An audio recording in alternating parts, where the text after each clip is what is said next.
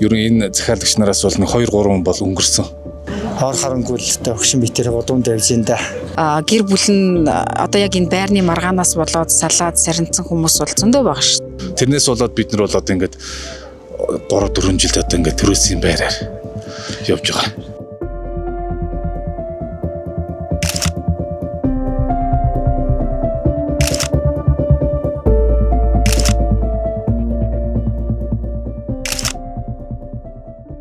За Улаанбаатар хотод яг энэ харагдаж байгаа шиг барилгын балгас барьж чад иргэдтэй гэрээ хийж үзэлсэн болчоод за иргэдийг цаг хугацаа эдийн засгаар хохироох асуудал бүр хэрэгс хэтэрлээ. Нэгэн жишээ татгал 5 жилийн өмнө Баянзүрх дүүргийн 38 дугаар хороод байрлах Багнат хорооллын 38 дугаар блокийн байр баригдах гэж байгаа гэж Багнат өргөө компани туслан гүйцэтгэж Мөнгөн Сарахаас компани иргэдээс мөнгийг нь аваад захиалга авч эхэлжээ.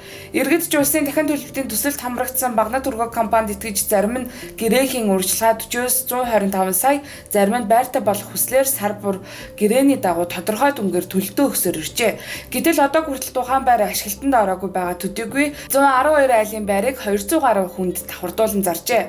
Ингээд өдгөө Багнат өргөө компани гүйцэтгэх захирал Тамир нь өөрийн багын найз гэх бэлгүүний Мөнгөн Сарахаас компанийг туслан гүйцэтгээр сонгож цаасан дээрх барилгыг зарсныхаа төлөөсөд захиалагч иргэд ихнээсээ гэр бүлээсээ салж ахмад таснууд нь хүний гэрт толгойрогдож залуус нь байр түрээсэлж амьдарч цаг хугацаа эдийн засгаараа хогсож байна. 2 байр захиалга хийсэн юм а. Тэгэл одоо урьдчилгаа мөнгөнд хийгээд тэгээд нийтээ 73 сая төгрөг төлчихлөө 5 жил төлөөгээд одоо байргүй болчихоос хойш байна.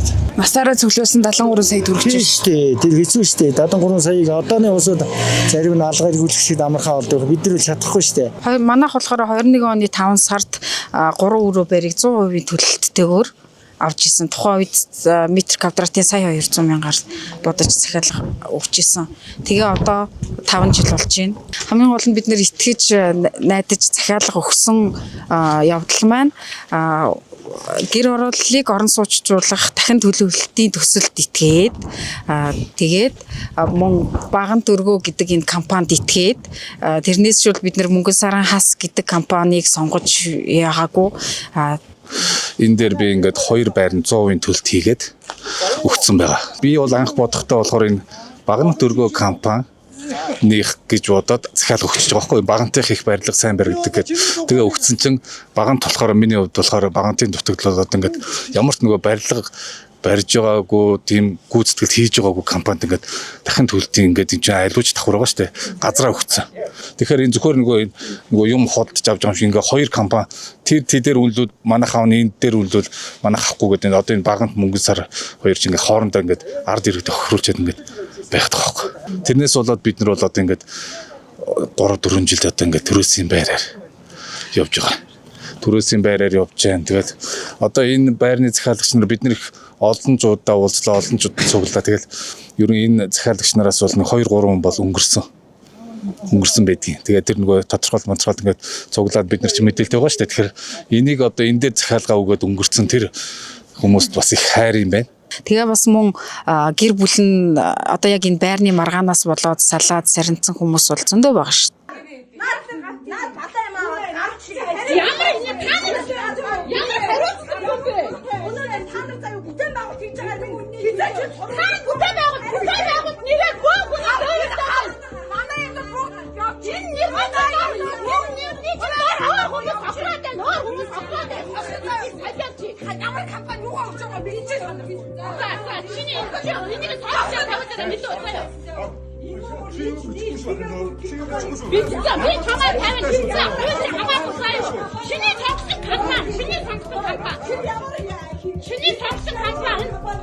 Энэ мэдчлэн Монголд цементийн хундаамж цаасан дээр барилга бариад бусдыг луурдах асуудал хэрэгс сэтэрж байгаач хинч хохирогчдыг тоодоггүй гэхэд хэлцдэггүй.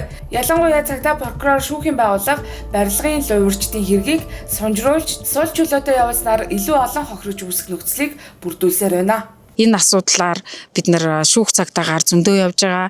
Шүүх цагдаа төгснөөс хойш цагдаагийн байцаагч нь 4-5 удаа солигдсон байна.